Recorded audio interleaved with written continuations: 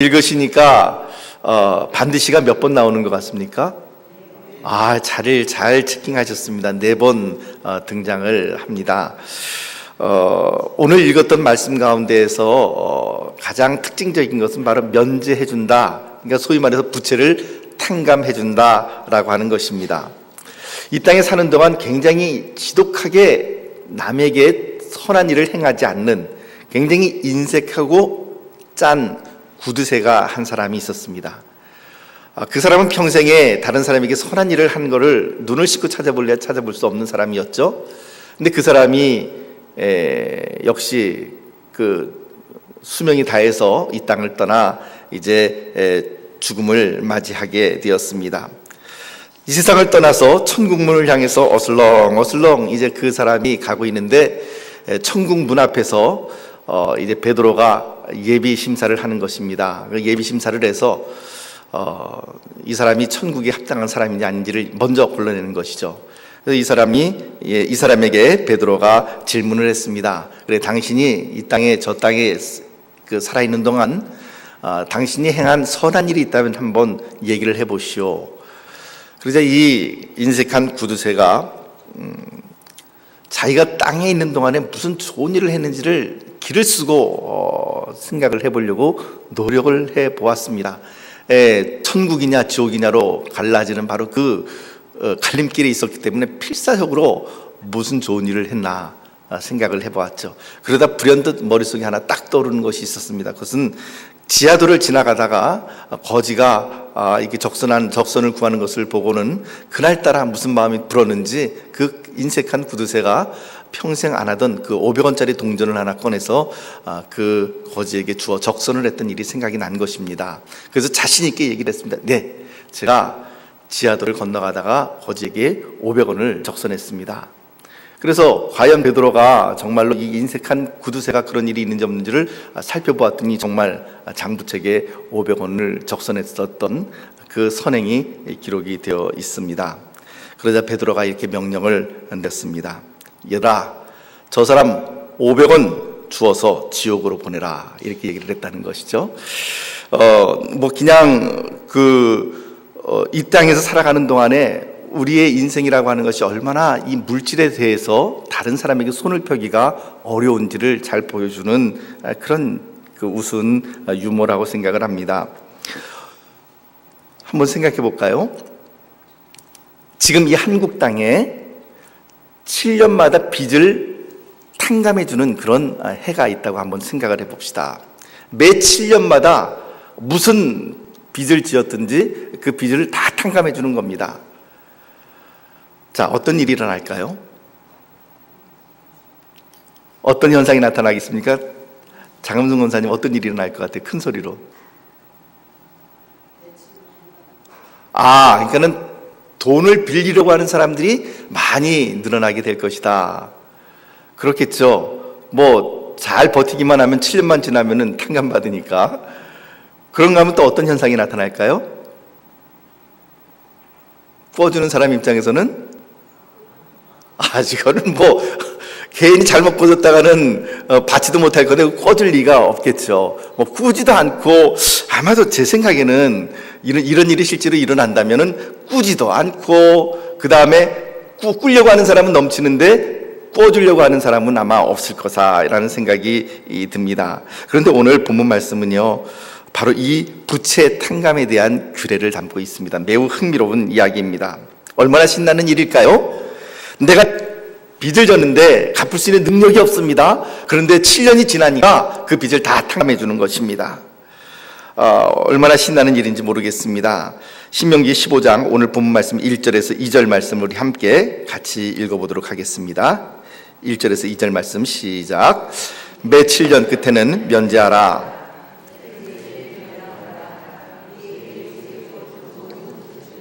그것을 면제하고 그의 이웃에게나 그 형제에게 독촉하지 말지니 이는 여호와를 위하여 면제를 선포하였습니다. 면제의 규례가 되는데 면제를 받는 기간은 언제인가? 매 7년 끝에, 7년이 지나고 나면 이제 전혀 새로워지는 것입니다. 7년 끝에는 면제를 해주는데 그의 이웃에게 구워준 모든 채주는 즉 채권자는 빚을 빌려준 사람은 그것을 다 면제해 주어야 되고, 그뿐만 아니라 그의 이웃에게나 형제에게 독촉해서조차도 안 된다라고 이야기를 합니다. 이는 여호와를 위하여 면제를 선포하였습니다. 이렇게 이야기를 하는 것이죠. 이 말씀만 들으면 꿔준 돈을 못 받는데 어떻게 과연 누가 빌려줄까라고 하는 생각을 합니다.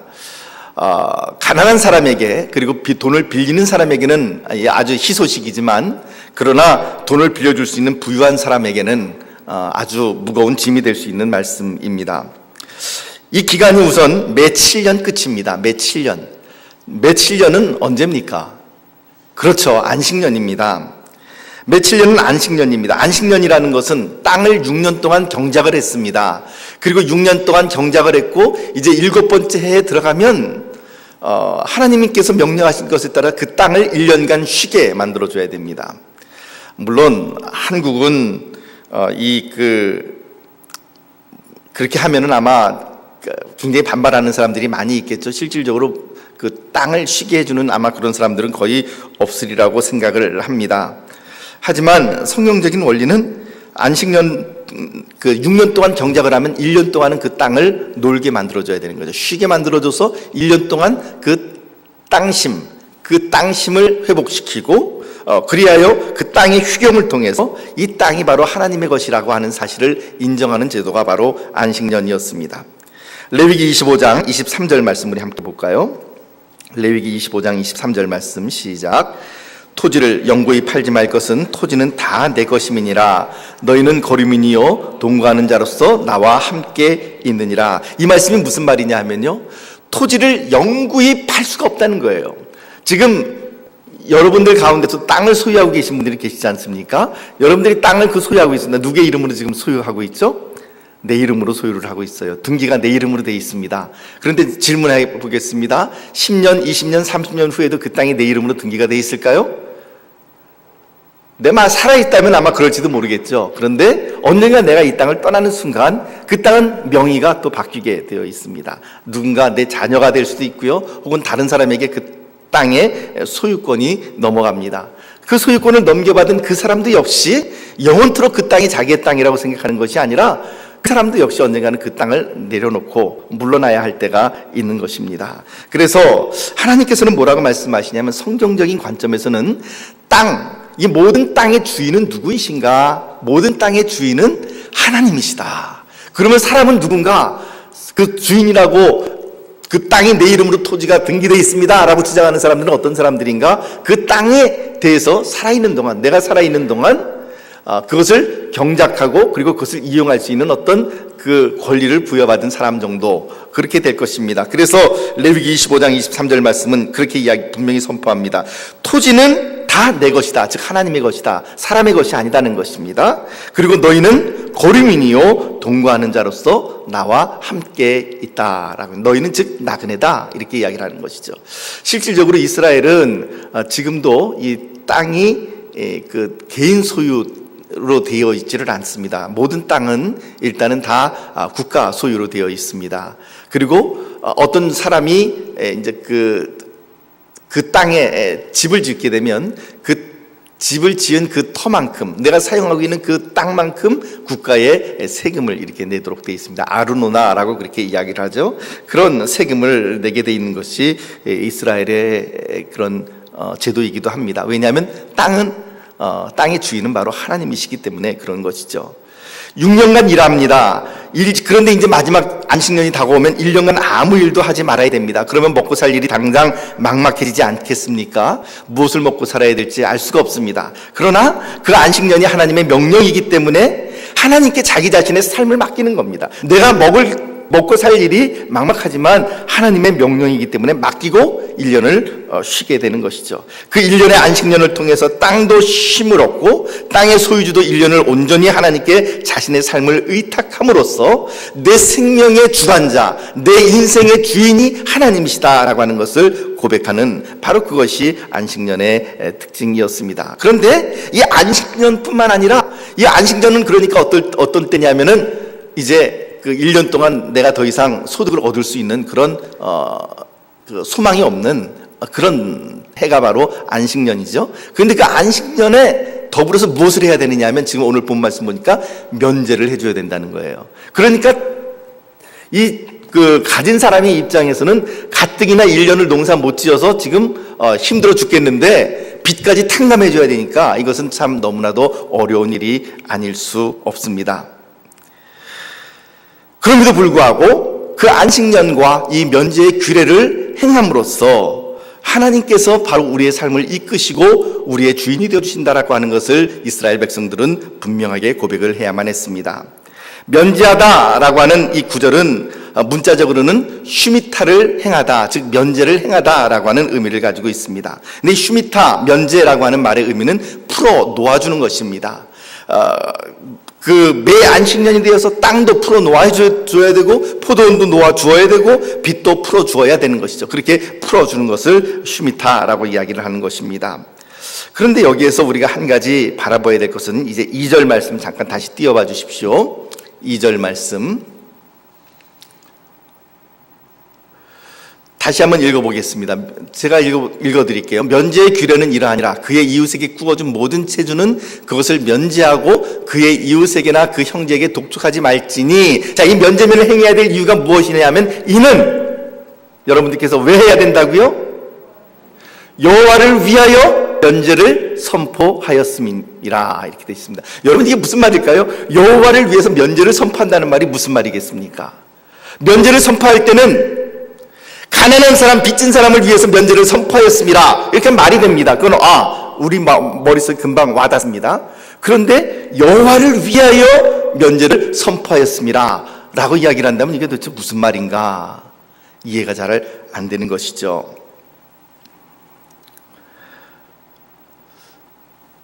이 구절을 우리가 풀기 위해서 이 여호와를 위하여라고 하는 이 구절을 한번 히브리어로 잠깐 좀 봐야 할 필요가 있습니다. 이렇게 됩니다. 빚을 면제하고 그 형제에게 독촉하지 말지니 이는 면제의 선포함이 라 아도나이기 때문이다. 이렇게 기록이 되어 있습니다. 라 아도나이, 키카라 슈미타 라 아도나이. 라 아도나이라고 하는 이 단어를 어떻게 해석하느냐에 따라서 좀 그 번역이 좀 바뀌어질 수가 있습니다. 세 가지 방향으로 해석할 수가 있는데 라 아도나이는 첫째는 아도나이는 the Lord니까 라 아도나이는 to the Lord, 즉 주님께라고 하는 그런 의미로 해석을 할 수가 있는 것이죠. 첫째는 to the Lord, 주님께. 두 번째는 for the Lord, 주님을 위하여라고 그렇게 해석을 할 수가 있습니다. 세 번째는 belong to the Lord, 주님께 속한, 주님께 속한 이런 뜻을 가지고 있습니다. 그렇다면 어떤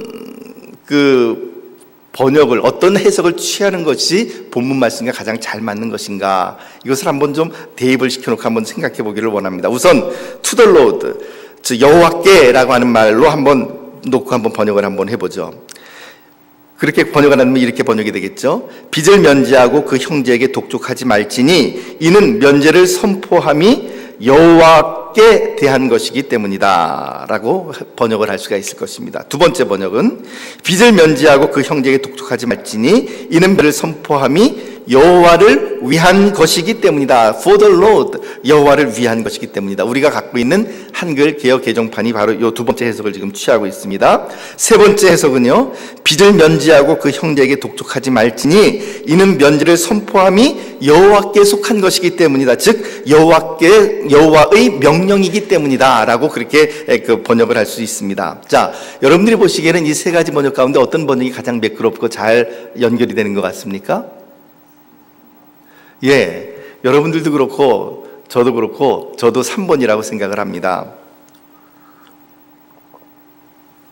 즉 여호와께 속한 혹은 여호와의 명령하신 이런 뜻으로 된 것이죠. 실제로 모든 영어 성경 번역의 대부분이 다 of the Lord, 즉 주님의 속한, 바로 이것이 바로 이 면제의 규례는 주님의 입에서부터 나온 주님의 규례이기 때문이다 라고 그렇게 번역을 해놓고 있습니다. 자, 이 말씀이 오늘 라하도나이라고 하는 부분에 대해서 이제 우리가 함께 해석을 해보았고, 이제는 우리가 아까 살펴보았던 성경 말씀을 읽으면서 우리가 함께 생각했던 반드시라고 하는 구절이 도대체 왜 필요한가라고 하는 것을 한번 좀 살펴보도록 합니다. 우선 그 첫 번째 반드시는 4절에서 5절 통합절이죠. 4절에서 5절 말씀 우리 한번 읽어보도록 합니다. 4절에서 5절 말씀 시작. 내가 만일 내 하나님 여호와의 말씀만 듣고 내가 오늘 내게 내리는 그 명령을 다 지켜 행하면 내 하나님 여호와께서 내게 기업으로 주신 땅에서 내가 반드시 복을 받으리니 너희 중에 가난한 자가 없으리라. 첫 번째, 내가 이 하나님의 말씀을 듣고 명령을 다 지켜 행하면 내가 반드시 복을 받으리니 너희 중에 가난한 자가 없을 것이다. 그런가 하면 이제 두 번째 반드시의 구절은 8절 가운데 나타납니다. 8절 함께 읽어봅니다. 시작. 반드시 내 손을 그에게 펴서 그에게 필요한 대로 쓸 것을 넉넉히 구워주라. 면제년이 이제 내년이기 때문에 이제 면제해줘야 될 해가 내년으로 다가왔다든지 혹은 후년으로 다가왔기 때문에 그때쯤 되면은 사람들이 꿔주려고 그러질 않겠죠. 꿔줘봐야 이거 띄어 먹힐 가능성이 높으니까. 그렇게 면제년이 가까웠다고 해서 구워주지 않거나 그 손을 움켜잡게 되면 그것은 하나님께서 기뻐하시지 아니하신다라고 하는 것을 이야기를 합니다. 그래서 9절 말씀은 뭐라고 이야기를 합니까? 삼가 너는 마음에 악한 생각을 품지 말라. 이 악한 생각이라는 것이요, 문자 그대로 하면은 사탄의 생각입니다. 사탄의 생각. 리바베이카 벨리알이라고 하는 벨리알이라고 하는 그 단어는 신약 성경 고린도전서 6장 15절을 말씀 보면 그리스도와 벨리알이 어찌 조화될 수 있겠는가라고 그렇게 말을 하죠. 그러니까 그리스도와 사탄이 어떻게 조화될 수 있겠는가라고 이야기를 하는 것입니다. 그러니까 삼가 너는 마음에 악한 생각을 품지 말라. 그런 악한 생각을 뭐라 그러냐면은 바로 이 사탄의 생각이라라고 성경 말씀은 우리들에게 직격적으로 그렇게 이야기를 합니다. 일곱째 해 면제년이 가까웠다고 해서 내 궁핍한 형 악한 눈으로 바라보며 아무것도 주지 아니하면 그가 너를 여호와께 호소하리니 그것이 내게 죄가 되리라 라고 이야기를 합니다. 자, 세 번째 반드시의 구절이 어디 나오냐면 10절 말씀 가운데 나타납니다. 10절 말씀 가운데 우리 10절을 한번 보도록 합니다. 10절 시작. 너는 반드시 그에게 줄 것이요 줄 때에는 아끼는 마음을 품지 말 것이니라. 이로 말미암아 내 하나님 여호와께서 내가 하는 모든 일과 내 손이 닿는 모든 일에 내게 복을 주시리라. 마지막 네 번째 반드시는 바로 11절 말씀 가운데 나타납니다. 11절 말씀 우리 함께 봅니다. 시작. 땅에는 언제든지 가난한 자가 그치지 아니하였으므로 내가 내게 명령하여 이르노니 너는 반드시 내 땅 안에 내 형제 중 곤란한 자와 궁핍한 자에게 내 손을 펼치니라. 아멘. 여러분, 오늘 우리가 읽은 15장 1절에서부터 11절까지 그렇게 길지 않은 구절 가운데에 이 반드시라고 하는 구절이 지금 4번 등장합니다. 정확하게는 5번 등장합니다. 마지막 한 번은 어디에 숨어 있는지는 조금 이따 제가 말씀드리겠습니다만 총 5번이나 이렇게 등장한다는 것은 바로 이 1절부터 11절 가운데에 등장한 이 반드시라고 하는 이 단어를 통해서 하나님께서 우리에게 주시고자 하는 메시지가 있다는 것을 우리들에게 보여주는 것입니다. 여러분, 이 반드시라는 구절이 왜 중요하겠습니까? 우선 이 반드시라고 하는 구절은 문법적인 설명은 제가 아주 짧게 설명할게요. 이 반드시라고 하는 구절은 어떤 형태를 통해서 표현되냐면 강조의 형태로 표현되어 있습니다. 아주 굉장히 강하게 무엇인가를 강조하고 반드시 이렇게 될 수밖에 없다라는 것을 이야기할 때 이 히브리어에서는, 구약 히브리어 성경에서는 어떤 형태로 표현을 하느냐 하면은 똑같은 단어를, 그 표현을 강조하려고 하는 그 단어를 2번 씁니다. 2번 쓰는데 하나는 부정사의 형태로, 두 번째는 미완료형의 형태로 씁니다. 그래서 오늘 4절에서 5절 말씀도 보면 반드시 복을 받으리니 라고 하는 것이 바락 하면은 그 축복하다, 복을 받다, 복을 주다라고 하는 뜻인데 그것의 부정사형인 바렉, 그 다음에 이어서 그것의 미완료형인 예바렉, 이렇게 두 단어가 같은 단어가 2번 중첩돼서 나타납니다. 그래서 바렉, 예바렉, 반드시 복을 받으리라. 8절 말씀도 반드시 내 손을 펴서는 파토아 팁탁, 즉 너의 손을 반드시 펴야 될 것이다 라고 이야기를 하는 것이고요. 그리고 10절 말씀도 반드시 그에게 줄 것이다, 나톤 니텐, 이런 식으로 같은 단어를 2번 반복해서 아주 강하게 강조를 하고 있습니다. 여러분, 이렇게 아주 강한 강조를 네 군데에서 지금 표현하고 있는 이유가 무엇이겠습니까? 이 반드시라고 하는 말, 정말 그렇게 될 수밖에 없다라고 하는 것을 하나님께서 계속 이야기하고 있는 하나님의 의도는 대체 무엇입니까? 이것을 알기 위해서는 우선 첫 번째 말씀인 바로 15장 2절 말씀에, 여기서부터 15장 2절 말씀을 통해서 우리가 한번 볼 수가 있습니다. 15장 2절 말씀을 우리 다시 한번 보도록 하겠습니다. 15장 2절 시작. 면제의 규례는 이러하니라. 그의 이웃에게 구워준 모든 체주는 그것을 면제하고 그의 이웃에게나 그 형제에게 독촉하지 말지니 이는 아까 우리가 했느려 하면 뭐라고요? 여호와를 위하여가 아니라 여호와께서 명령하신, 여호와께서 그 면제를 선포하셨기 때문이다 라고 말씀을 하는 것이죠. 이것이야말로, 이건 면제의 규례는 바로 여호와께서 선포하신 여호와의 규례이기 때문이다 라고 하는 것입니다. 그 여호와의 규례이기 때문에 4절에서 5절 말씀, 그래서 어떻게 해야 된다고요? 여호와께서 너에게 기업으로 주신 땅에서, 그래서 하나님의 명령이기 때문에 내가 반드시 복을 받을 것이다. 이거 그대로 행하면 반드시 복을 받을 것이다. 8절 말씀 보니까 그것이 하나님의 명령이기 때문에, 하나님의 규례이기 때문에 반드시 내 손을 펴서 그대로 실행을 해야 된다. 10절 말씀, 너는 그것이 하나님의 명령이기 때문에 반드시 그에게 줄 것이다 라고 이야기를 하죠. 11절 말씀도 역시 마찬가지, 그것이 하나님의 명령이기 때문에 너는 반드시 내 땅 안에 내 형제 중 곤란한 자와 궁핍한 자에게 내 손을 펼치니라 라고 이야기를 하고 있습니다. 사실 이 말씀을 보면서 반드시라고 하는 이 말씀을 통해서 우리가 알 수 있는 것은 무엇이냐면은 하나님의 간절한 마음이 그 안에 숨겨져 있다는 것을 우리는 반드시 짚어낼 수 있어야만 합니다. 4절에서 5절 말씀을 보면 이렇게 기록을 합니다. 내가 만일 내 하나님 여호와의 말씀만 듣고 내가 오늘 너에게 내리는 그 명령을 다 지켜 행하면 내 하나님 여호와께서 내게 기업으로 주신 땅에서 내가 반드시 복을 받으리니 너희 중에 가난한 자가 없으리라. 한때 건강식품을 광고하는 광고문 가운데서 그런 구절이 있었습니다. 복부자 혹은 무슨 마늘 진액 이런 거를 갖다가 광고하면서 그 회사의 사장님이 나오셔서 그렇게 광고를 하죠. 이게 남자한테 참 좋은데, 정말 좋은데 말로 표현할 수가 없네. 이런 거 있잖아요.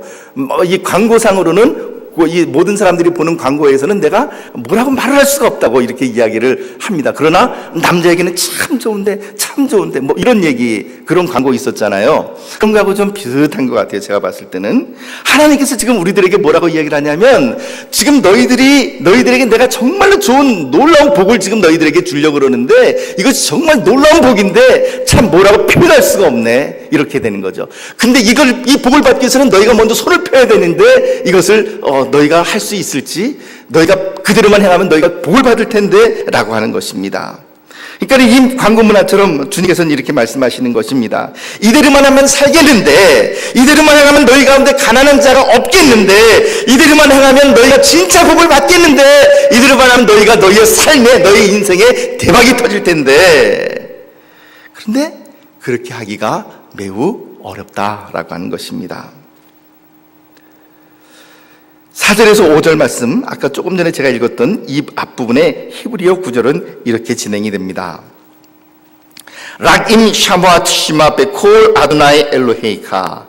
락임 하게 되면 오직 뭐뭐하기만 한다면, 영어로는 if only의 뜻이죠. 오직 뭐뭐하기만 하면, 락임 뭐뭐하기만 하면 되냐면 샤모아 트시마, 이것은 샤마, 듣다라고 하는 단어가 2번 지금 등장을 합니다. 근데 첫 번째 단어는 뭐로 등장하냐면 부정사의 형태로, 두 번째 단어는 미완료의 형태로. 이런 형태가 무슨 형태라고요?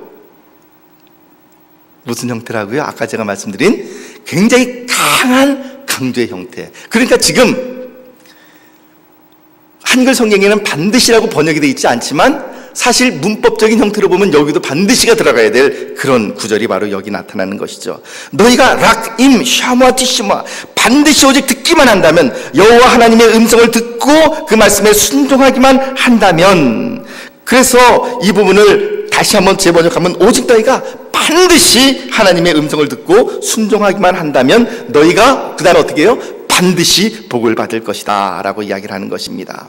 결국 이 모든 반드시라고 하는 말이 지금 계속 등장하고 있는 이유는 무엇이냐면, 이대로만 행하면 너희가 정말 복을 받을 터인데 그대로 행하기가 너무나도 어렵다는 것입니다. 왜 그렇습니까? 손해를 봐야 되니까. 내가 가지고 있는, 나에게 빚진 자를 내가 탕감해줘야 되니까. 하나님의 명령이긴 하지만 탕감해준다는 것이 그것이 쉽습니까? 내가 피 같은 돈 내가 벌어서 구워줬는데 당연히 이자는 못 받더라도 원금은 돌려받고 싶은 것이 사람의 심리인데, 지금 성경은 뭐라고 이야기하면 매 7년 끝에는 면제를 하라라고 하는 것입니다. 이자는커녕 원금족자도 퉁 떠줘야 된다라고 하는 것을 말을 하고 있는 것입니다. 그러니 이것이 듣는 사람 입장에서는 매우 불편한 것이죠. 이것이 순종하기가 너무나도 어려운 것입니다. 그래서 하나님은 뭐라고 말씀했어요? 반드시 복을 받을 것이다. 이 반드시라는 말이 계속 지금 4번, 5번 지금 강조하고 있는 이유가 무엇입니까? 이렇게 하기가 너무나도 어렵지만 그대로만 너희가 하나님의 말씀에 순종하기만 한다면 너희 가운데 가난한 자들이 없을 것이고 너희가 진정 복을 받을 것이고, 너희가 다른 사람에게는 꾸어줄지언정 다른 나라에게 너희가 꾸어줄지라도 너희가 꾸지 않는 그런 놀라운 복을 받게 될 것이다. 하나님의 복은 이것입니다. 하나님은 늘 우리들에게 뭐라고 말씀하시냐면요, 네가 좀 져줘라 이렇게 이야기를 합니다. 너가 십자가를 져라 라고 말씀하십니다. 주님께서도 그렇게 말씀하시지 않으셨습니까? 인자가 온 것은 섬김을 받으러 온 것이 아니라 섬기려 하고 자기 목숨을 많은 사람의 대속물로 주려 함이니라. 그러면서 뭐라고 말씀하세요? 아무든지 나를 따라오려거든 너희가 정말로 제자라고 이야기를 하고, 너가 정말로 나를 따라오기를 원한다면 날마다 자기를 부인하고 제 십자가를 지고 나를 쫓을 것이니라. 여러분, 십자가는 무엇입니까? 십자가는 침뱉음 나가는 것 아닙니까? 십자가는 무엇입니까? 십자가는 고통당하고 채찍질 당하는 거 아닙니까? 내 죄 때문에 채찍질 당하는 것이 아니라 다른 사람의 허물을 내가 대신 져주는 것이 십자가가 아닙니까? 그래서 주님은 뭐라고 말씀하시냐면 네가 십자가를 져라 라고 말씀을 하시는 것이죠. 손해보기 너무나도 싫어하는 우리들에게는 감당하기 어려운 말입니다. 그런데 놀라운 것은 어떻게 됩니까? 그렇게 십자가를 지면, 그렇게 내가 먼저 손해를 보는 삶을 사니까 나중에 어떻게 되냐면 복을 받기 시작하는데, 엄청난 복을, 속된 말로 인생이 대박이 나는 그런 복을 받는다라고 하는 것입니다. 지금 당장은 내가 내 손을 풀어서 손해보는 것 같은데, 분명히 셈법으로 보면 내가 손해보고 있는데, 작은 것은 아니죠. 사실 손해보고 있는데, 그런데 하나님께서 그 다음에 복을 부어주시니까 그 이전에 잃어버렸던 것이 생각이 나지 않을 정도로 엄청난 놀라운 하나님의 축복이 임하게 된다. 사랑하는 성도 여러분, 우리가 날마다 싸워나가는 믿음의 싸움이 바로 이것 아닙니까? 신앙이 무엇입니까? 믿음이 무엇입니까? 그냥 나와서 때가 되면 수요일 저녁 예배 나와서 예배드리고, 새벽 예배드리고, 주일 예배드리고, 우리끼리 함께 교제를 나누고, 그것이 신앙생활일까요? 아닙니다. 신앙생활은 그거보다 한 걸음 더 나가야 됩니다. 신앙생활은요, 내가 십자가를 져야 되는 거예요. 신앙생활은요, 내가 손해를 봐야 되는 것입니다. 주님은 말씀하십니다. 너희 가운데 누구든지 크고자 하는 자는 너희 중에 섬기는 자가 되어야 하리라.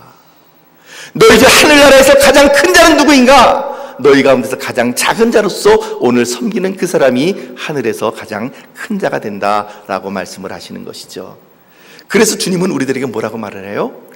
반드시라고 하는 말을 쓰고 있는 것이죠. 반드시 복을 받을 것이다. 반드시 네 손을 펴서 그대로 행하기만 한다면 반드시 복을 받을 것이다. 사랑하는 성도 여러분, 오늘 우리의 신앙의 싸움은 그것입니다. 내가 내 손에 잡고 있는 것, 내 손으로 움켜잡고 있는 것, 이것을 내가 끝까지 손해보지 않으려고 아둥바둥하면서 놓지 않으려고 꽉 붙잡느냐, 아니면 주님께서 말씀하시면 주님께서 명령하시는 거니까 내 손을 풀어서 놔줄 것이냐, 휴미타 할 것이냐, 면제해 줄 것이냐, 이 싸움이 오늘 우리들의 싸움입니다.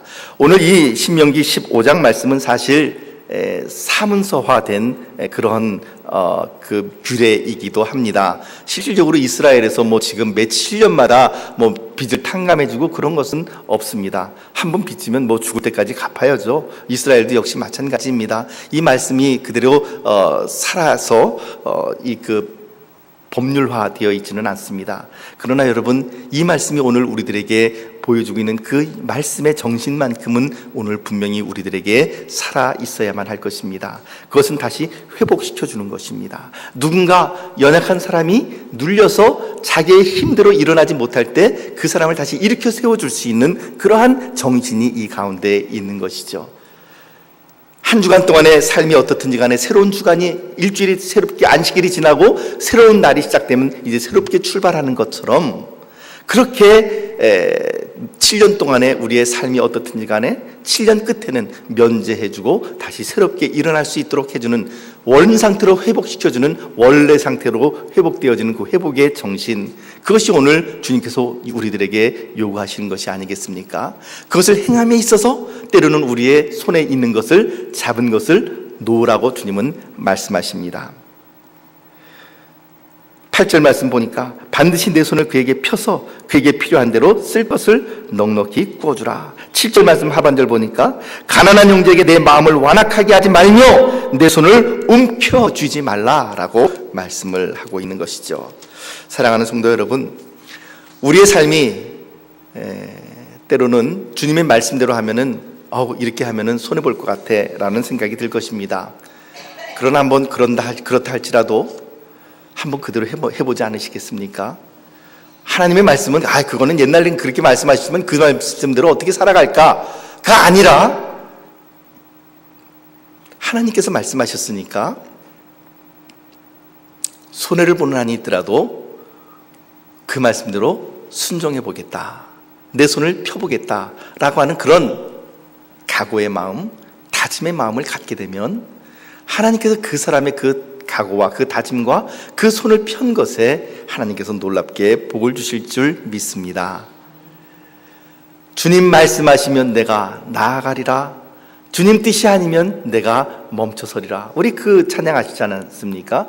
주님 말씀하시면 내가 나아가리라, 주님 뜻이 아니면 내가 멈춰서리라. 나의 가고 서는 것 주님 뜻에 있으니 오 주님 나를 그 다음 구절이 생각이 잘 안 납니다. 아무튼 그 찬양처럼 주님께서 말씀하시면 나아가는 것이죠. 오늘 저와 여러분들의 삶이 그렇게 되었으면 좋겠습니다. 주님 말씀하시면 나아가시기를 축복합니다. 주님 말씀하시면 멈추시기를 축복합니다. 내 생각이 아니라, 내 이득이 아니라 하나님의 기쁨과 하나님의 이득을 위해서 하나님의 명령을 따라서 오늘 우리들의 발걸음이 나아가고 멈춰질 수 있다면 바로 오늘 여러분들의 삶 가운데에 놀라운 하나님의 축복이 분명히 임할 줄 믿습니다. 오늘 이 말씀처럼요, 반드시 복을 받으리라. 할렐루야. 사랑하는 성도 여러분, 그 말씀대로 오늘 우리들의 발걸음을 한 걸음 한 걸음 주님 명령하신 대로 살아가는 그런 삶이 되시기를 축복합니다. 다시 한번 질문합니다. 손해보시면서라도 그렇게 순종하시겠습니까? 할렐루야. 감사합니다. 여러분들의 아멘 소리가 커서 얼마나 마음이 좋은지 모르겠습니다. 그렇습니다. 손해를 본다 할지라도 그렇게 나가야 되는 것입니다. 우리 옆 사람들과 함께 인사 나눕시다. 손해보며 살아갑시다. 다시 한번 인사할까요? 웬만한 건 손해봅시다. 할렐루야. 그렇게 살아가시는 저와 여러분들이 되시기를, 그리하여 그 말씀에 순종하여 하나님의 참된 복이 폭포수처럼 여러분들과 여러분들의 가정과 여러분들의 자녀에게 임하기를 예수님의 이름으로 축복합니다. 기도하겠습니다. 하나님 아버지, 고맙고 감사합니다. 오늘 부채를 탕감해주는 이 면제의 규례를 통하여 오늘 우리들에게 회복이 있어야 됨을 분명히 말씀하시고 선포하시며, 그것이 주님의 규례이기 때문에 때로는 손해를 본다 할지라도 그 말씀대로 너희가 행하면 반드시 복을 받으리라, 반드시 내 손을 펴야 할 것이다 라고 말씀을 하시는, 내가 너희들 앞에 진짜 복을 두었는데 이 말씀대로 순종하면 너희가 정말 복을 받겠는데 너희의 인생이 정말 대박이 나겠는데 이 말씀이 순종하기가 너무나도 어려우니 그렇다 할지라도 너희가 그 말씀대로 반드시 순종하며 살아가기를 원한다 말씀하시는 주님의 음성을 우리가 들을 수 있도록 은혜를 내려 주시옵소서. 예수님 이름으로 기도하옵나이다. 아멘.